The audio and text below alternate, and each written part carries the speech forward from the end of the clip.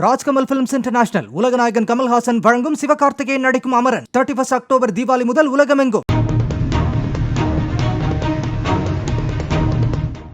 சென்னை பெரியமேட்டைச் சேர்ந்த கல்லூரி மாணவி ஒருவர் டியூஷன் நடத்தி வந்துள்ளார்.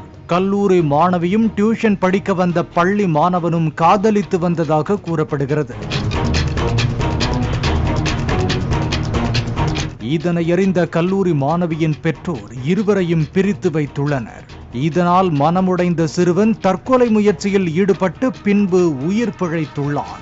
இதனைத் தொடர்ந்து சிறுவன் கல்லூரி மாணவிக்கு தொடர்ந்து காதல் தொல்லை அளித்து வந்துள்ளான். பெற்றோரின் எதிர்ப்பால் கல்லூரி மாணவி காதலிக்க மறுத்ததாக கூறப்படுகிறது. இதனால் ஆத்திரமடைந்த சிறுவன் கல்லூரி மாணவியின் குடும்பத்தினரை பழிவாங்க திட்டமிட்டுள்ளான். கல்லூரி மாணவியின் வீட்டின் முகவரிக்கு அமேசான், ஸ்விக்கி, ஜொமேட்டோ போன்ற ஆன்லைன் டெலிவரி செய்யும் நிறுவனங்களில் பல பொருட்களை கேஷ் ஆன் டெலிவரி முறையில் சிறுவன் ஆர்டர் செய்துள்ளான். இதனால் கல்லூரி மாணவியின் வீட்டின் முன்பு டெலிவரி ஊழியர்கள் ஆர்டர் செய்த பொருளோடு வந்துள்ளனர். கல்லூரி மாணவியின் குடும்பத்தினர் நாங்கள் ஆர்டர் செய்யவில்லை என்று கூறிய நிலையில் குடும்பத்தினருடன் டெலிவரி ஊழியர்கள் சண்டையிட்டுள்ளனர்.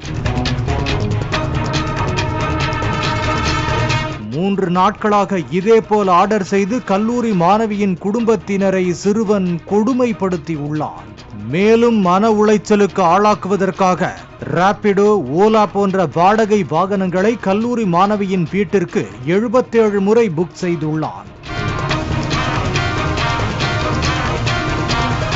இது மட்டும் இன்றி கல்லூரி மாணவியின் தந்தை இறந்தது போல் டெலிகிராமில் புகைப்படம் அனுப்பி சிறுவன் கொடுமை செய்து வந்துள்ளான்.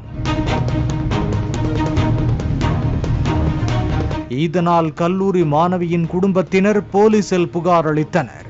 ஆன்லைனில் ஆர்டர் செய்ய பயன்படுத்திய செல்போன் எண் மற்றும் இமெயில் ஆகியவற்றை கண்டுபிடித்து IP முகவரி மூலமாக சிறுவனை போலீசார் கைது செய்துள்ளனர்.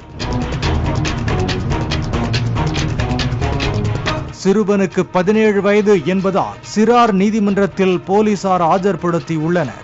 பின்னர் சிறுவனுக்கு உளவியல் ரீதியான ஆலோசனை வழங்கப்பட்டு தாயாருடன் அனுப்பி வைக்கப்பட்டதாக தகவல் வெளியாகியுள்ளது. ராஜ்கமல் பிலிம்ஸ் இன்டர்நேஷனல் உலகநாயகன் கமல்ஹாசன் வழங்கும் சிவகார்த்திகேயன் நடிக்கும் அமரன் 31 அக்டோபர் தீபாவளி முதல் உலகமெங்கும்.